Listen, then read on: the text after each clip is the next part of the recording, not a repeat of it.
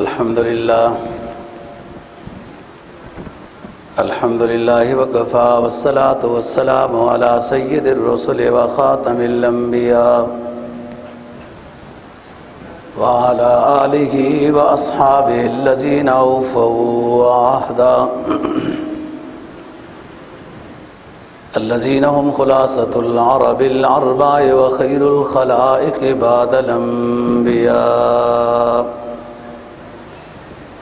أما بعد فأعوذ بالله من الشيطان الرجيم. بسم الله الرحمن الرحيم. لقد من الله على المؤمنين إذ بعث فيهم رسولا من أنفسهم يتلو عليهم آياته ويزكيهم ويعلمهم الكتاب والحكمة وإن كانوا من قبل لفي ضلال مبين. قال النبي صلى الله عليه وسلم: يا أيها الناس تركت فيكم أمرين لن تضلوا ما تمسكتم بهما كتاب الله وسنة رسولي أو عترة أهل بيتي. صدق الله العظيم وصدق رسوله النبي الأمي الكريم ونحن على ذلك لمن الشاهدين والشاكرين والحمد لله رب العالمين.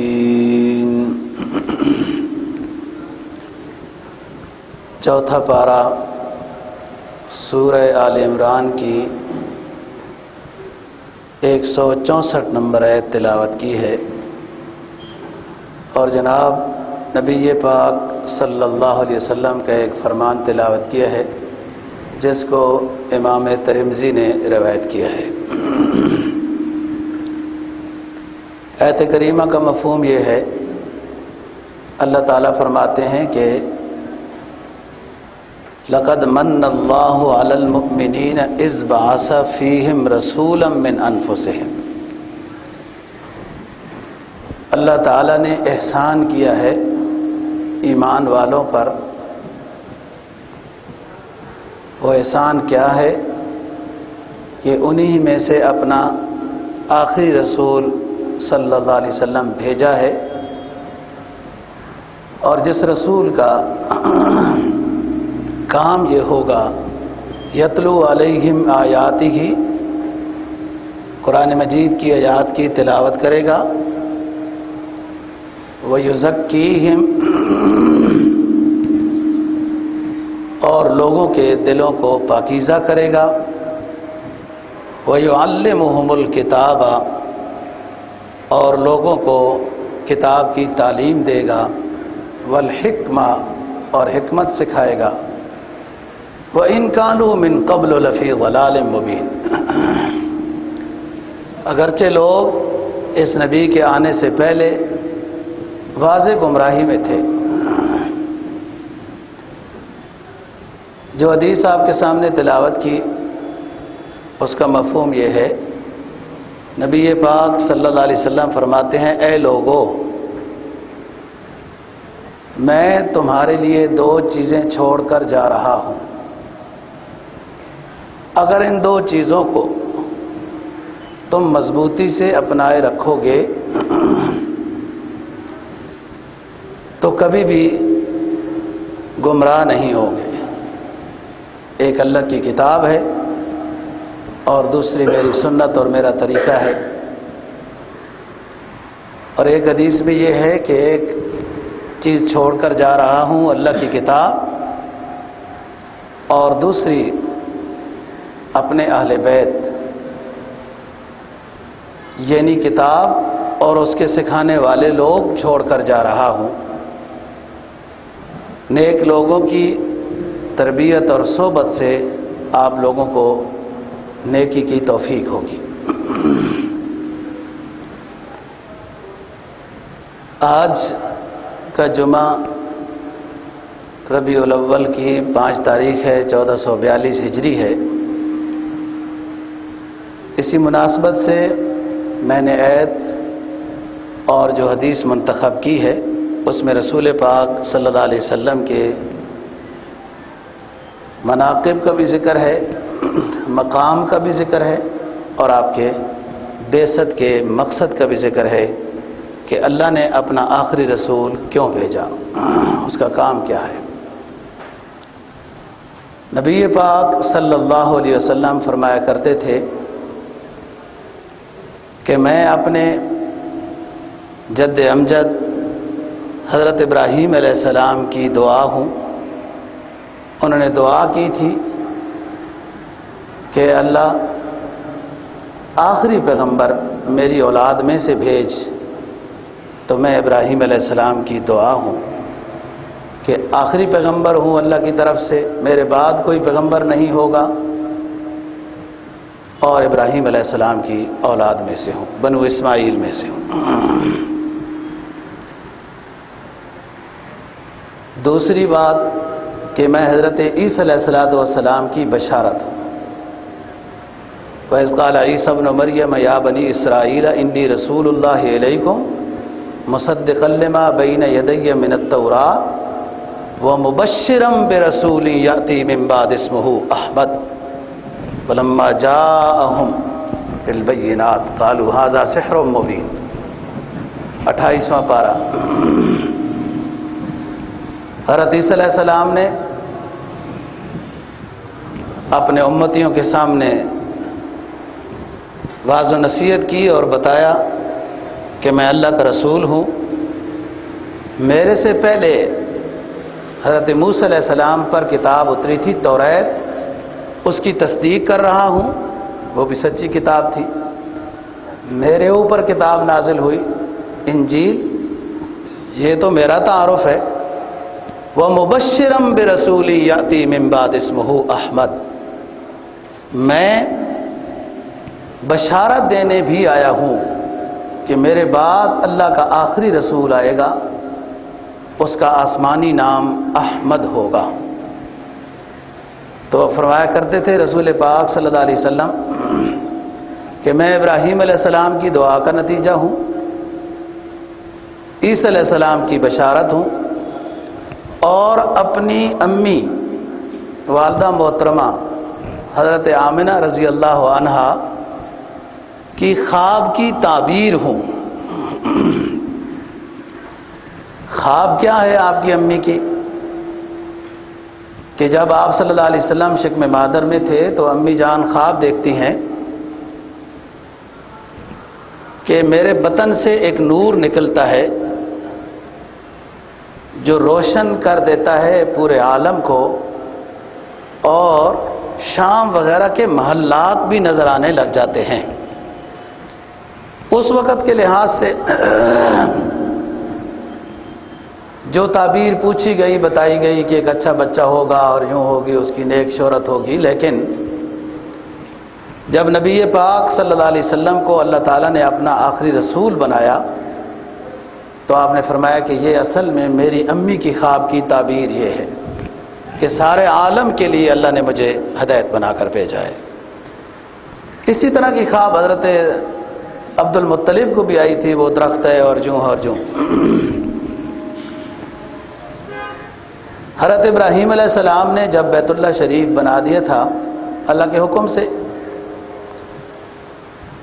اور پھر آخر میں دعا کی کہ تقبل منا وَإِذْ يَرْفَعُ إِبْرَاهِيمُ الْقَوَاعِدَ مِنَ الْبَيْتِ وَإِسْمَاعِيلُ، جب بیت اللہ شریف کو باپ بیٹے نے بنا لیا تو دعا کی اللہ پاک اس کو قبول فرما، اور پھر نبی آخر الزمان صلی اللہ علیہ وسلم کے بارے میں دعا کی کہ اللہ جو آپ آخری پیغمبر بھیجیں گے وہ میری اولاد میں سے ہو۔ ربنا وابعث فیہم رسولا منہم یتلو علیہم آیاتک ویعلمہم الکتاب والحکمہ ویزکیہم انک انت العزیز الحکیم۔ یہ سورہ بقرہ پہلا پارہ ہے۔ جہاں ابراہیم علیہ السلام نے بیت اللہ شریف تعمیر کر دیا، دعا مانگی اللہ اس کو قبول فرما ہماری محنت کو، اور اس کا صلہ اس انداز میں عطا کر کہ میری اولاد میں سے نبی آخر الزماں بھیج جو اس علاقے میں پیغمبر ہوگا، یہاں کا رہنے والا ہوگا اور پورے عالم کے لیے وہ پیغمبر ہوگا۔ یا ایھا الناس انی رسول اللہ الیکم جمیعا، نبی پاک صلی اللہ علیہ وسلم نے تعارف کرایا کہ لوگوں سنو، مجھے اللہ نے تمام انسانوں تمام قوموں کے لیے قیامت تک کے واسطے پیغمبر بنا کے بھیجا ہے، خاتم النبیین ہوں میں۔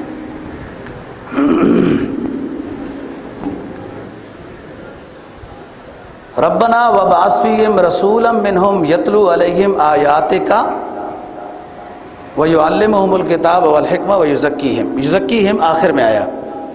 ابراہیم علیہ السلام کی دعا میں یہ ہے کہ اللہ میری اولاد میں سے پیغمبر بھیج، آیات کی تلاوت کرے گا، تعلیم دے گا، حکمت سکھائے گا، ویزکیہم، اور لوگوں کے دلوں کو پاک کرے گا، حسد، کینہ، بغض، غیر اللہ کی محبت وہ نکالے گا، اور بے شک تو غالب حکمت والا ہے۔ اللہ تعالیٰ نے دعا کی قبولیت بیان فرمائی چوتھے پارے سورہ آل عمران آیت نمبر 164 میں۔ کیا فرمایا؟ لقد من اللہ علی المؤمنین اذ بعث فیہم رسولا من انفسہم یتلو علیہم آیاتہ ویزکیہم۔ دعا میں ابراہیم علیہ السلام نے یزکیہم کا لفظ آخر میں کیا ہے، اور اللہ تعالیٰ نے جو دعا کی قبولیت بیان فرمائی کہ ہم نے ابراہیم علیہ السلام کی دعا قبول کی ہے، اس میں یہ کہ آخری پیغمبر ہوگا اور قرآن مجید کی آیات کی تلاوت کرے گا، وَيُزَكِّيهِمْ۔ تلاوت آیات کے بعد سب سے پہلا پیغمبر اسلام کا کام یہ ہوگا کہ لوگوں کے دلوں کو پاک کرے گا۔ ایک حدیث میں جناب نبی پاک صلی اللہ علیہ وسلم کا فرمانا کہ التقویٰ ہا ہونا، دل کی طرف اشارہ کر کے فرمایا التقویٰ ہا ہونا۔ جب تک یہ صحیح نہیں ہوگا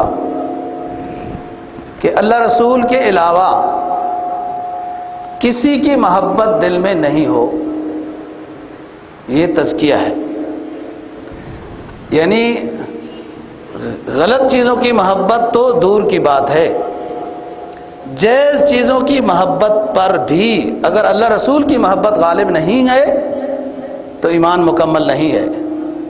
لا یؤمن احدکم حتی اکون احب الیہ من والدہ وولدہ والناس اجمعین، مسلم کی حدیث ہے۔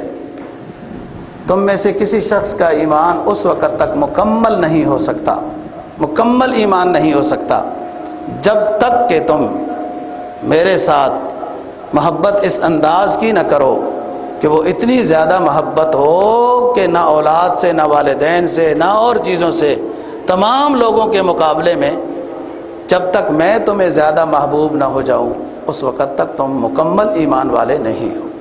اور دوسری حدیث میں اللہ کے ساتھ محبت، قرآن میں بھی اللہ کے ساتھ محبت کی بات ذکر ہوئی۔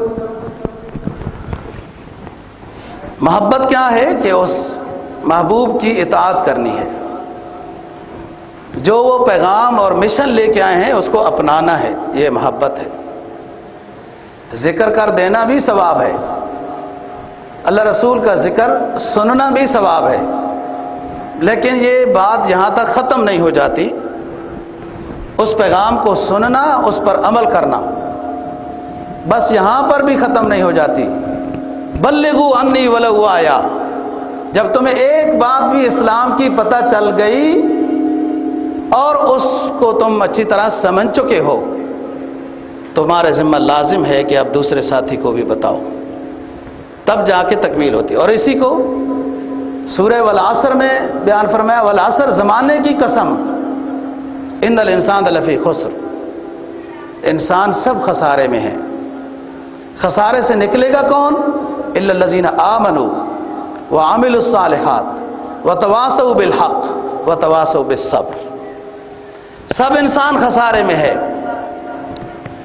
مگر خسارے سے وہ انسان نکلے گا جس میں 4 چیزیں ہوں گی: ایمان لایا، اچھے اعمال بجا لاتا رہا، پھر دوسروں کو اچھے کام بتاتا رہا، وتواصوا بالحق، پھر ادھر سے ناراضگی بھی ہوگی، جملے بھی ہوں گے، کچھ تانے بھی ہوں گے، تو وتواصوا بالصبر، اس پر وہ صبر بھی کرتا رہا۔ اگر یہ انسان نے یہ 4 کام اپنائے ہیں تو خسارے سے بچ گیا ہے۔ اگر چاروں میں 1-2 کام لیے ہیں، 1-2 چھوڑ دیے ہیں، تو کچھ خسارہ بھی اس کے پاس ہے، کچھ کامیابی بھی اس کے پاس ہے۔ کچھ لوگوں کا نظریہ یہ ہے، وہ جی اپنی بات ہوتی ہے، اپنا دین، اپنے یہ چیز ہے۔ بعض کا مقلوں نے تو اسمبلی میں بھی یہ کہا تھا کہ مذہب سارے برابر ہوتے ہیں۔ وہ بت ہے نا، بت، وہ سمجھتا ہے یہ سارے انسان بت ہیں تو اسی طرح ہی سارے برابر ہوتے ہیں، یہ کان، ناک، آنکھ، سمجھے ہی کچھ نہیں ہے۔ کیوں مذہب سارے برابر ہیں؟ سارے مذہب منسوخ ہو گئے، اب صرف آخری مذہب ہے۔ اس لیے تو آپ صلی اللہ علیہ وسلم پر نبوت ختم ہو گئی کہ اب جو تعلیم ہے، جو کتاب ہے، جو اسوہ حسنہ ہے، جو ہدایات ہیں، وہ صرف نبی آخر الزمان صلی اللہ علیہ وسلم کی چلیں گی۔ باقی سارے پیغمبر اپنی جگہ پر برحق تھے، ہمارا ان پر ایمان ہے، لیکن ان کے اعمال، طریقہ کار پر زندگی نہیں گزارنی، اب نبی آخر الزمان صلی اللہ علیہ وسلم کی ہدایت کے مطابق زندگی گزارنی ہے۔ تو بات یہ کر رہا ہوں کہ دعا میں تو وَيُزَكِّيهِمْ کا لفظ آخر میں آیا ہے، اور اللہ نے جب انعام عطا کیا، لَقَدْ مَنَّ اللَّهُ عَلَى الْمُؤْمِنِينَ إِذْ بَعَثَ فِيهِمْ رَسُولًا مِّنْ أَنفُسِهِمْ۔ آپ قرآن مجید کا مطالعہ کریں، پڑھے لکھیں اور مستند ترجمہ بھی دیکھیں۔ اللہ تعالیٰ نے اپنی نعمتوں کو بارہا بار گنوایا ہے، یعنی ان کا ذکر کیا ہے کہ میں نے آسمان بنایا، زمین بنائی، تمہارے لیے یوں غلات ہیں، نعمتیں ہیں، فلاں فلاں بہت کچھ بیان کیا ہے۔ کسی نعمت کو اللہ تعالیٰ نے احسان کے ساتھ معنون نہیں کیا، صرف دعوت فکر دی ہے کہ انسان اللہ کو سمجھنے کی کوشش کرے۔ اللہ وہ ہے جس نے آسمان بنایا، دیکھو کیسا ہے، ستارے بنائے، سورج بنائے، دریا ہیں، بارش کا نظام ہے، وغیرہ وغیرہ، یہ سب نعمتیں ذکر کی۔ اور عرب کو سمجھانے کے لیے افلا ينظرون الى الابل كيف خلقت، کہ وہ اونٹ زیادہ رکھتے تھے تو بھائی اونٹ میں غور کر لو، یہ کیسے پیدا ہوا۔ وَإِلَى الْجِبَالِ كَيْفَ نُصِبَتْ وَإِلَى الْأَرْضِ كَيْفَ سُطِحَتْ، ان چیزوں کی طرف دعوت فکر دی کہ اپنے رب کو پہچانو۔ دنیا میں کوئی شخص نہیں ایسا جو ادیان باطلہ کا معبود ہو، ادیان باطلہ کا، باطل مذہبوں کا کوئی معبود ہو، اور انہوں نے یہ دعویٰ کیا ہو کہ آسمان ہمارے معبود نے بنایا، یا زمین بنائی، یا سمندر بنایا، یا یوں کیا۔ وہ اگر کریں تو پھنس جائیں گے، کیونکہ جن علاقوں میں 6 مہینے رات ہے اور دن ہے، پھر اس کو نظام کو پہلے درست کریں نا، پھر اس کے بعد یہ دعویٰ درست ہوگا۔ قدرت نے اپنا ایک نظام رکھا ہے۔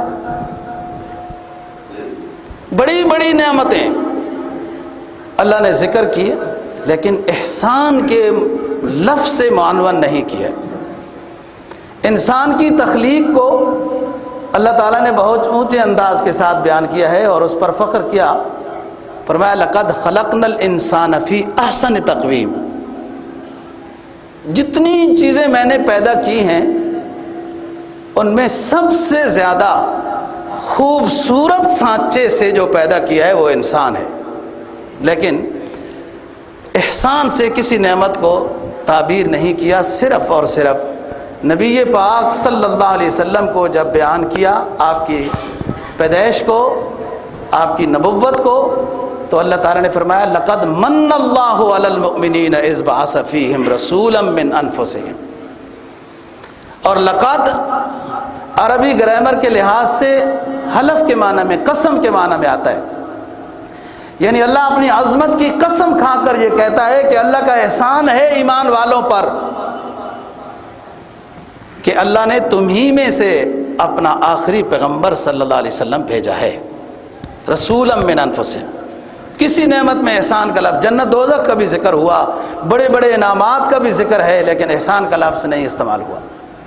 نبی پاک کسی پیغمبر کے بارے میں بھی استعمال نہیں ہوا کہ ہم نے اس قوم کو اپنا فلاں پیغمبر دیا، ہم نے اس قوم پر احسان کیا، ایسا نہیں ہوا۔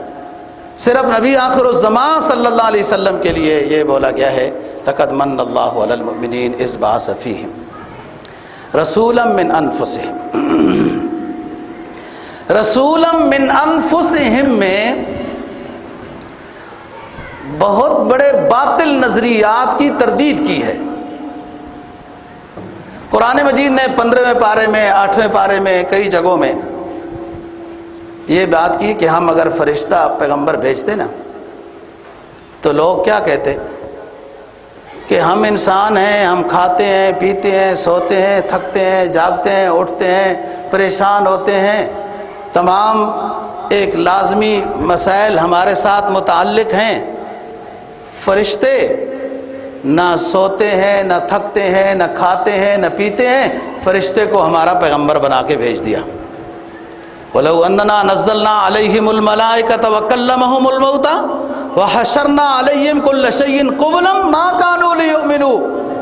ہم فرشتوں کو بھی نازل کر دیتے پیغمبر بنا کر، وہ ان کے آمنے سامنے باتیں بھی کرنے لگ جاتا تو یہ کہتے واہ جی واہ، ہم انسان اور یہ وہ مخلوق پیغمبر بنا کے بھیجی گئی جن کا تو کوئی کام ہی نہیں سوائے عبادت کے۔ ایمان لوگ نہ لاتے، حجت کرتے کہ یہ جنس اور ہے، وہ تھکتے ہی نہیں ہیں، کھاتے پیتے ہی نہیں ہیں۔ قرآن ان کا تعارف کراتا ہے لا یعصون اللہ ما امرہم ویفعلون ما یؤمرون، ذرا برابر بھی نافرمانی ان کے اندر امکان ہی نہیں ہے، وہ شک رکھی ہی نہیں گئی فرشتوں کے اندر کہ وہ کوئی نافرمانی کر سکیں۔ لا یعصون ما امرہم، اور ہر وہ کام کرتے ہیں جو اللہ کا حکم ہوتا ہے۔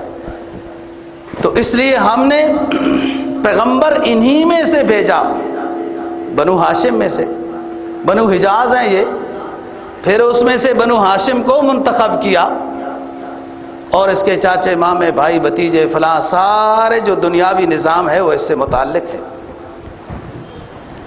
پھر اللہ پاک کا ایک نظام ہے کہ جس کو اللہ نے کچھ آگے بنانا ہوتا ہے، ذرا اللہ کی مشیت میں تو وہ پہلے سی بات ہوتی ہے نا کہ کس کو آگے مستقبل میں کیا کرنا ہے۔ ہمیں نہیں پتہ ہوتا کہ کل کیا ہونے والا ہے، اللہ کو تو پتہ ہے کل کیا ہونے والا ہے اور کس کو میں نے کیسے کرنا ہے، کیا کرنا ہے۔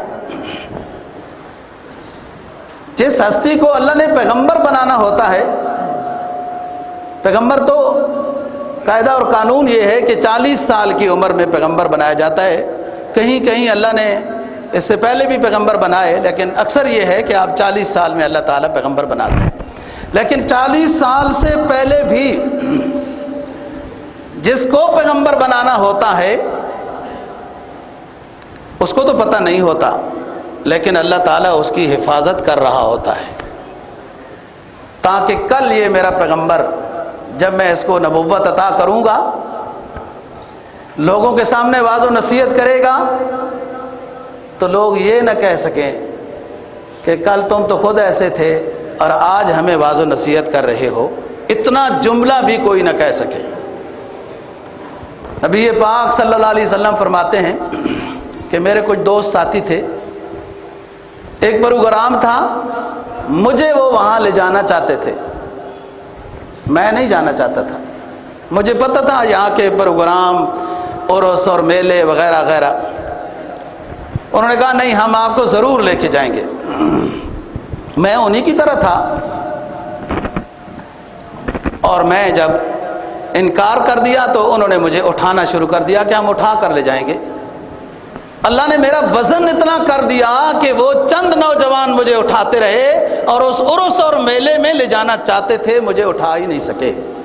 یہ اللہ اپنے پیغمبر کی ابھی پیغمبری نہیں عطا کی ہوتی، حفاظت کر رہا ہوتا ہے کہ کل کوئی انگلی نہ اٹھا سکے۔ اللہ کی یہ معصوم ہستیاں ہوتی ہیں، ہر لحاظ سے اللہ تعالیٰ ان کو بچا کے محفوظ کر کے رکھتا ہے، اور خلاف اولا اور ادنا چیز بھی ان ہستیوں سے ایسی سرزد نہیں ہونے دیتا، اللہ تعالیٰ اپنی حفاظت میں رکھتا ہے۔ اللہ تعالیٰ نے نبی آخر الزمان صلی اللہ علیہ وسلم کو نبوت عطا کی، اور شروع میں فرمایا کیا خفیہ تبلیغ رکھیں۔ 3 سال تک ایسا رہا، 13 سال آپ کا مکی دور ہے۔ جو سب سے پہلی تقریر ہے آپ کی، توحید کانفرنس ہے آپ کی۔ ایک زمانہ ہو گیا، 500 سال تو فطرت کا ہے، حضرت عیسیٰ علیہ السلام کے بعد پیغمبر نہیں آئے، لیکن کب سے یہ لوگ تو بت پرست تھے۔ یہاں کوئی ایسی توحید بیان کرنے والا نہیں، یہ پہلی توحید کانفرنس، پہلا توحید والا جلسہ ہے جو سرکار دو جہاں صلی اللہ علیہ وسلم نے صفا پہاڑی کے اوپر کھڑے ہو کر اپنے مکہ کے قانون کے مطابق اپنی چادر کو لہرایا، اور اس پہاڑی پر کھڑے ہو کر جب کوئی شخص چادر لہراتا تھا تو یہ سمجھا جاتا تھا کہ کوئی اہم بات ہے، اس لیے بلایا جا رہا ہے۔ سارے مکہ والے جمع ہو گئے۔ جن حضرات نے دیکھا ہے نا بیت اللہ شریف اور یہ مصفلہ کا علاقہ، یہ بیت اللہ شہر ہے، یہ نشیب میں ہے، یہ وادی کے اندر ہے یہ، اور صفا اور مروہ یہ 2 پہاڑیاں ہیں، وہ سائیڈ میں ہیں، درمیان میں امی ہاجرہ جو دوڑی تھی۔ صفا پہاڑی پر جب کوئی شخص چڑھتا تھا تو مکہ والوں کو نظر آتا تھا، یہ وادی کے اندر سارا شہر تھا۔ آپ نے قانون کے مطابق چادر لہرائی، سارے لوگ جمع ہو گئے، اور نبی پاک صلی اللہ علیہ وسلم کو تو لوگ صادق اور امین کہتے تھے، اپنی امانتیں آپ کے پاس رکھواتے تھے۔ اس 40 سال کی عمر سے پہلے بھی بعد میں بھی یہی بات تھی۔ حضرت علی رضی اللہ تعالیٰ عنہ کو ہجرت کی شب میں جو آپ نے سلایا تو وہ پیسے وغیرہ والی کی امانتیں تھیں نا، یہ یعنی بعد میں بھی کچھ لوگ امانتیں وغیرہ آپ کے پاس رکھوایا کرتے تھے۔ امانت میں کامیاب ہونا ایمان کی علامت ہے۔ یہی تو چیز ہے جس میں نقص ہو جائے تو انسان نفاق کی طرف چلا جاتا ہے، جھوٹ بولتا ہے یا امانت میں خیانت ہے تو وہ اس طرف چلا جاتا ہے، وعدہ خلافی کرتا ہے۔ یہی وہ چیز ہیں جس سے انسان کی ایمان کی تکمیل ہوتی ہے۔ اور اس کو سوچے نا کہ اگر یہاں پر امانت میں خیانت کرتا ہے تو فائدہ ہوگا، بظاہر نظر آ رہا ہوتا ہے، اور ایک ہے کہ اللہ رسول کا حکم ہے کہ امانت میں خیانت نہیں کرنی۔ ایک فائدہ اس کو نظر آ رہا ہے، ایک نظر نہیں آ رہا۔ اہل نظر کو تو وہ بھی نظر آتا ہے، لیکن کوئی ایسا کر کے دیکھے کہ ظاہری فائدے کو اس لیے ٹھکرا دے کہ یہ خلاف شرع ہو رہا ہے اور اللہ رسول کے بات کو وہ ترجیح دے، تو انشاءاللہ وہ ان قریب چند دنوں میں اس کا ثمرہ اور اس کا پھل اللہ اس کو عطا کریں گے۔ کوئی شخص ایسا نہیں ہے جس کو گناہ کا موقع نہ ملتا ہو، چوری کا موقع نہ ملتا ہو، بددیانتی اور خیانت کا موقع نہ ملتا ہو۔ کوئی شخص ایسا نہیں ہے، ہر کسی کو ملتا ہے، بس جس کا ایمان کمزور ہوتا ہے وہ مبتلا ہو جاتا ہے گناہ میں، اور جس کے ایمان مضبوط ہوتا ہے وہ اللہ رسول کو حاضر ناظر رکھتا ہے اور وہ بچ جاتا ہے۔ بظاہر اس کو نقصان ہو رہا ہوتا ہے، لیکن یہ ایک امتحان ہوتا ہے، اور اس کے بعد اللہ تعالیٰ اس کو بہت جلد نوازتے ہیں۔ ہر بندے پر امتحان آتا ہے، یہ سوچ کر سفر کرنا ہے دنیا کا۔ الدنیا سجن المؤمن و جنت الکافر، حدیث میں جناب نبی پاک صلی اللہ علیہ وسلم کا فرمان ہے نا، دنیا مومن کے لیے قید خانہ ہے، کافر کے لیے جنت ہے۔ وہ جانوروں کی مثال ہے، جانور کے خیال میں جو آیا، جو اس نے کھانا چاہا، جدھر جانا چاہا، کوئی روکے گا تو رک جائے گا، ورنہ تو ایسے ہی ہے۔ کافر اس طرح ہوتا ہے، اور جب مسلمان کا ایمان نہ ہو تو وہ بھی اسی طرح ہی ہوتا ہے۔ اس وقت انسان ایک الا ماشاء اللہ نیک لوگ بھی ہیں، اس وقت انسان ایک صاف ستھرا 2 ٹانگوں والا معذب جانور ہے کہ جس کو یہ کچھ پتہ نہیں ہے کہ میرے ذمہ کوئی ضابطہ ہے، اصول ہے، میں ایک ایمان والا شخص ہوں، کلمہ طیبہ کا کچھ تقاضا ہے، ہمارے پیغمبر پر کتاب نازل ہوئی، اس کی احادیث بہت بڑی ہیں، وہ مجھے کیا کہہ رہی ہیں؟ جب اس شخص کا ایمان و عمل، عقیدہ، معاملات قرآن و حدیث کے مطابق نہیں، جیسے اس کا دل چاہتا ہے ویسے کرتا ہے، جیسے اس کی خواہش کہتی ہے ویسے کرتا ہے، جیسے اس کا رسم و رواج کہتا ہے وہ ویسے کرتا ہے، جیسے اس کے یہود و نصارہ کہتے ہیں یہ ویسے کرتا ہے، تو یہ ایک جانور ہے، جب چلتا پھرتا اور حیوان ناطق ہے، یہ بولنے والا ایک جانور ہے۔ یہ جانور ہونے سے کیسے نکلے گا کہ جب قرآن و حدیث کی تعلیم کو اپنائے گا تو ایک اچھا انسان بنے گا۔ جس بگڑی ہوئی مخلوق کو، درندہ نما لوگوں کو نبی آخر الزمان صلی اللہ علیہ وسلم نے سکھایا، سمجھایا، اور اس درجے پہ آئے وہ کہ وہ انسان بن گئے۔ پہلے انسان نہیں، قرآن تو کہتا ہے، فرمایا اولئک کالانعام بل ہم اضل، جو آسمانی تعلیم کو نہیں اپناتے وہ چوپائے ہیں، چوپائے۔ پھر قرآن کہتا ہے بل ہم اضل، چوپائے بھی اپنی تخلیق کا مقصد سمجھتے ہیں، کوئی دودھ دینے والا ہے وہ دودھ دیا کرتا ہے، جو کوئی ہل کھینچنے والا ہے وہ ہل کھینچتا ہے، کوئی گوشت مہیا کرنے والا ہے وہ اپنے تخلیق کا مقصد سمجھتا ہے، جب تم لٹاتے ہو ذبح کے لیے وہ لیٹ جاتا ہے، جب اللہ کا نام لے کر چھری پھیرتے ہو وہ قربان ہو جاتا ہے۔ اس جانور کو اپنی تخلیق کا مقصد معلوم ہے، لیکن اس انسان کو اپنی تخلیق کا مقصد معلوم نہ ہوا، اس نے وحی کو اپنا امام نہیں بنایا۔ ایک عظیم ہستی جس کو قرآن نے لَقَدْ كَانَ لَكُمْ فِي رَسُولِ اللَّهِ أُسْوَةٌ حَسَنَةٌ کہ عظیم عنوان سے معنون کیا کہ او دنیا والو، تمہیں میں ایک عظیم ہستی دے رہا ہوں، تمہارے اوپر احسان کر رہا ہوں کہ اپنا آخری حبیب تمہیں میں سے تمہیں عطا کر رہا ہوں، اس کے اقوال کو، کردار کو، اس کے اسوہ حسنہ کو اپناؤ گے تو کامیاب بن جاؤ گے، ایسے کامیاب بنو گے کہ عرش سے فرشتے بھی اتر کر تمہارے لیے مدد کا پیغام لے کے آئیں گے۔ اور اگر وہی کو امام نہ بنایا، ہمارے آخری حبیب کی سنت کو نہ لیا، تو پھر اولئک کالانعام بل ہم اضل، جانور ہے، جانور سے بدتر ہے۔ کیوں جانور سے بدتر کیوں کہا؟ اس لیے جانور بھی اپنے آپ کو سمجھتا ہے کہ مجھے کس لیے پیدا کیا، کبھی جلوس نہیں نکالا کہ یہ کیا بات ہوئی، ہمیں کتنا ذبح کیا جاتا ہے، یوں کیوں اس طرح کیا جاتا ہے، اسے پتہ ہے ہمیں تو اس لیے پیدا کیا گیا انسان کی خدمت، اسے پتہ ہے انسان معظم ہے، معظم ہے۔ اشرف المخلوق سارے نہیں ہیں، جس کے کام اشرف ہو وہ اشرف ہوتا ہے۔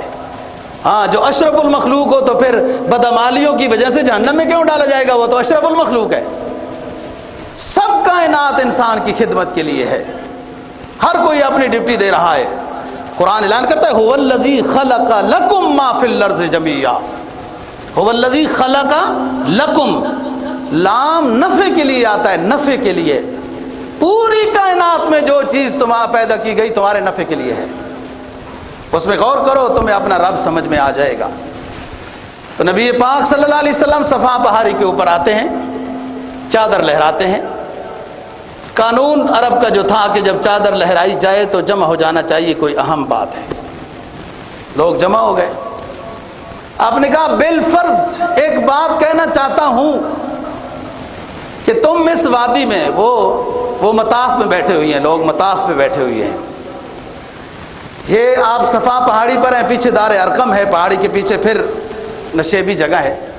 کہا مجھے پیچھے سے ایک ایسا لشکر بالفرض کر کے بتا رہا ہوں کہ نظر آ رہا ہے جو تمہارے اوپر حملہ آور ہو جائے گا، تو کیا تم بات مان جاؤ گے؟ تو ساروں نے کہا حضور کبھی آپ کی تو ہم نے ایسی بات جو غلط ہو آپ سے کبھی سنی ہی نہیں ہے، ضرور مانیں گے؟ کہا مانو گے؟ ایک خطیب کا انداز ہوتا ہے، بات سمجھانے کی، توجہ کرائی، اور پھر اس کے بعد کہا کہ میں تمہیں اللہ کے عذاب سے ڈرانے کے لیے پیغمبر بنا کر بھیجا گیا ہوں، توحید کو اپناؤ، شرک سے باز آ جاؤ، ورنہ اگر شرک سے باز نہیں آؤ گے تو اللہ کے عذاب سے ڈرانے تمہیں آیا ہوں۔ یہ بات آپ نے کہی، اور ساتھ ہی یہ قرآن مجید کے 11ویں پارے کی آیت کریمہ تلاوت کی، فَمَا قُلْ لَوْ شَاءَ اللَّهُ مَا تَلَوْتُهُ عَلَيْكُمْ وَلَا أَدْرَاكُمْ بِهِ فَقَدْ لَبِثْتُ فِيكُمْ عُمُرًا۔ اگر میرا رب چاہے تو میں تمہارے سامنے اس وحی کی قرآن کی آیات تلاوت کر لوں، اور اگر رب نہ چاہے تو میں اس قرآن کی تلاوت وہ آیات نہیں کر سکتا۔ مجھے اللہ نے آخری حبیب بنا کر بھیجا اور یہ پیغام دے کر بھیجا ہے کہ دنیا والوں کو سنا دو توحید کا پیغام، اور سنو میں تمہارے اندر 40 سال سے رہ رہا ہوں، لبثت فیکم عمرا، تمہارے درمیان زندگی کا ایک معقول حصہ گزار چکا ہوں، اگر میرے اندر کوئی عیب دیکھا ہے تو بتاؤ۔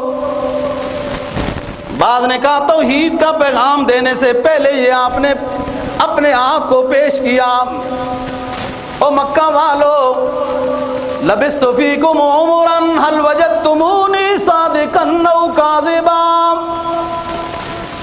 میں تمہارے اندر اپنی زندگی کا 40 سالہ دور گزار چکا ہوں، بتاؤ مجھے تم نے کیسے پایا؟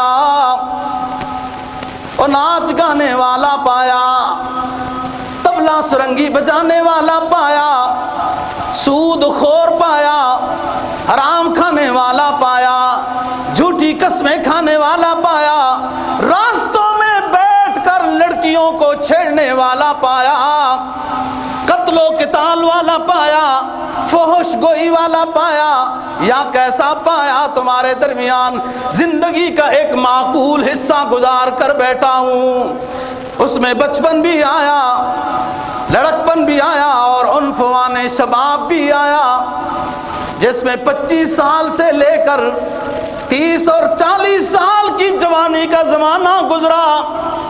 تو سارے مکہ والے کہنے لگے جربناک مرارا، اے عبداللہ کے یتیم، آمنہ کے لگتے جگر، ہم نے آپ کو ایک دفعہ نہیں بارہا بار آزمایا ہے، ما وجدناک الا صدقا،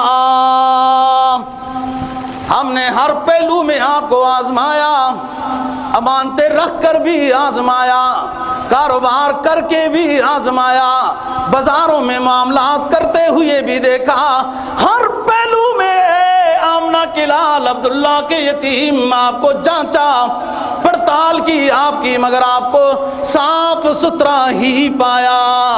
یہ مکہ والے جو امانت دیانت اور یہ سب کچھ، جب یہ ماحول بنا اور ادھر سے یہ بات آنے لگی کہ آپ تو سچے ہی سچے ہیں، بیس بن گئی، بنیاد ہو گئی۔ فرمایا یا ایھا الناس قولوا لا الہ الا اللہ محمد الرسول اللہ تفلحون، جب تمہیں میرے اوپر اتنا اعتماد ہے اور مجھے صادق اور امین کہنے والے ہو، سچائی کا دعویٰ کر رہے ہو کہ میں تو ہمیشہ سچ بولتا ہوں، اب آؤ جو میں پیغام لے کر آیا ہوں، اللہ وحدہ لا شریک ذات کو اپنا معبود بناؤ، اور میں اللہ کا آخری رسول ہوں، مجھے مانو، دنیا آخرت میں کامیاب ہو جاؤ گے، تفلحون۔ یہ بات سب مکہ والوں نے سنی، کچھ تو صرف اپنے اندر باتیں کرنے لگے۔ سب سے پہلی بے ادبی کرنے والا شخص وہ آپ کا چچا ہے، جس کو ابو لہب سے پکارا جاتا ہے نام عبد العزیٰ ہے، الیاذ باللہ کہنے لگا تبا لک یا محمد لہذا جماعتنا، اے محمد تو ہلاک ہو جا، کیا اس لیے تو ہمیں یہاں دعوت دینے کے لیے آیا ہے کہ ہم بتوں کی عبادت کو چھوڑ دیں اور ایک اللہ وحدہ لا شریک ذات کی عبادت کرنے والے بنے؟ آپ نے کہا میں تو یہی دعوت دینے آیا ہوں، میں تو چچا کی بد دعا کے مقابلے میں بد دعا نہیں کرتا۔ ادھر قرآن نے سورت نازل کر دی تبت یدا ابی لہب وتب ما اغنی عنہ مالہ وما کسب سیصلی نارا ذات لہب وامرأتہ حمالۃ الحطب فی جیدہا حبل من مسد۔ ہمارے نبی کو بد دعا دینے والے ابو لہب تو برباد ہو جا، تو ہلاک ہو جا، ایسی بد دعا لگی۔ گردن میں ایک گلٹی نکلی، حکیموں نے کہا یہ متعدی مرض ہے، اس وقت ان کو ماس نہیں ملے تھے، یہ متعدی مرض ہے، اس کو علاقے سے نکال دو۔ وہ متعدی کیا متعدی تھی، نفس الامر میں تو اللہ کی طرف سے عذاب اور قہر نازل ہو چکا تھا، باہر پھینکا گیا، کوئی بیمار پرسی تیمارداری والا بھی نہیں رہا۔ اس وقت انعام حاصل کرنے والے ہوتے تو کسی کورونا میں ڈال کر انعام تو لے لیتے، ایسے کوئی نہیں تھے۔ اس کو سائیڈ میں پھینک دیا، چیختا رہا، چلاتا رہا، آوازیں کستا رہا، کوئی پوچھنے والا بھی نہیں، کیونکہ حکماء طبا اور ڈاکٹروں نے یہ کہہ دیا ہے یہ متعدی مرض ہے، جو قریب جائے گا اس کو بھی لگ جائے گی۔ وہیں فوت ہوا، بدبودار ہو گیا، کرائے پر مزدوروں کو لیا گیا اور اس پر مٹی اور پتھر ڈالے گئے۔ ادھر وہ بدبخت خاتون جسے تاریخ ام جمیل کہتی ہے، ابو لہب کی بیگم ہے، بڑی پابندی سے کام کرتی ہے، جاتی ہے جنگلوں میں، صرف کانٹے دار لکڑیوں کو چن چن کر لے آتی ہے، اور نبی پاک صلی اللہ علیہ وسلم کے راستے میں کانٹے بچھاتی ہے۔ یہ نیا مذہب جو لے کر آیا، نیا دین لے کر آیا، توحید کی درس کی باتیں کرتا ہے، اس کے راستے میں کانٹے بچھاتی ہوں تاکہ اسے کانٹے چبھیں اور اسے تکلیف ہو۔ اس بدبخت زمانہ کو کیا خبر کہ اللہ کے قرآن پڑھنے والے جو طالب علم ہوتے ہیں ان کے پاؤں کے نیچے فرشتے پر بچھاتے ہیں، اور یہ اللہ کا تو عظیم شاہکار ہے، امام الانبیاء ہے، خاتم الانبیاء ہے، شفیع المسلمین ہے، یہ تو جہاں چلتا ہے اللہ اس کی حفاظت کا انتظام خود کرتا ہے۔ شیخ سعدی کہتا ہے ترا عز لولاک تم کی بسست، اے پیغمبر ترا عز لولاک تم کی بسست، اے پیغمبر اسلام تیرے اعزاز کے لیے اتنی ہی بات کافی ہے۔ شیخ سعدی رحمہ اللہ تعالیٰ فرما رہے ہیں اے پیغمبر اسلام تیرے اعزاز کے لیے اتنی ہی بات کافی ہے، جو اللہ رب العزت نے فرما دی کہ اگر مجھے اپنے آخری حبیب کو نہ پیدا کرنا ہوتا تو میں پوری دنیا کو پیدا نہ کرتا۔ ترا عز لولاک تم کی بسس سنائے تو تاہا یاسی بسست، چے وسوت کنت سعدیے نا تمام علیک السلام اے نبی والسلام۔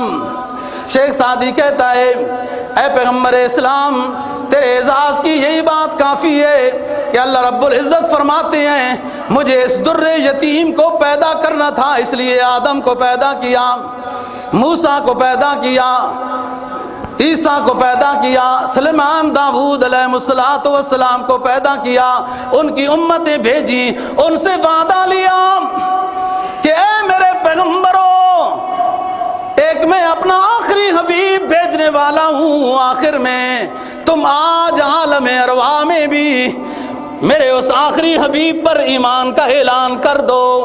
تیسرا پارہ ہے، آخری رکوع ہے، وَإِذَا أَخَذَ اللَّهُ مِيثَاقَ النَّبِيِّينَ لَمَا آتَيْتُكُم مِّن كِتَابٍ وَحِكْمَةٍ ثُمَّ جَاءَكُمْ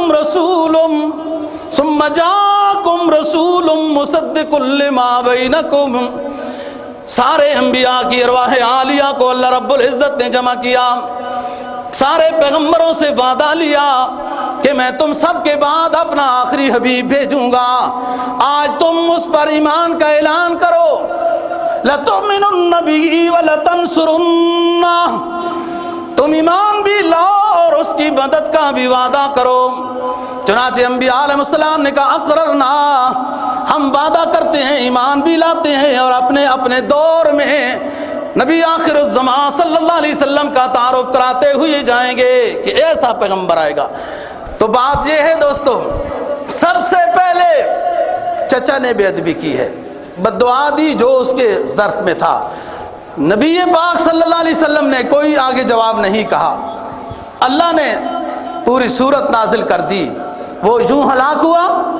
اور جو کانٹے بچھانے والی ام جمیل تھی، کانٹوں سے حفاظت تو اللہ رب العزت خود کر رہے تھے نبی پاک صلی اللہ علیہ وسلم کی، اور جہاں کہیں کچھ تکلیف نبی کو پہنچی وہ امت کو دکھانی تھی کہ دیکھو پیغمبروں پر بھی تکلیفیں آئیں اور انہوں نے اسلام کے دامن کو نہیں چھوڑا، تبلیغ کو نہیں چھوڑا، اور وہ پکے اس کے ساتھ مضبوطی کے ساتھ رہے۔ یہی کمزور ایمان والے کو سمجھانا مقصود ہے کہ اللہ اور اللہ کے رسول کے راستے کو چاہنا، اور پھر ساری زندگی پرسکون ظاہری لحاظ سے رہنا، ایسا نہیں ہوگا، مشکلات ہوں گی، پریشانیاں ہوں گی، اور اس پر اسوہ حسنہ نبی پاک حضرات صحابہ کرام آل بیت رضی اللہ تعالیٰ عنہم کا بیان کر دیا، بتا دیا کہ کیسے کیسے انہوں نے صبر کیا۔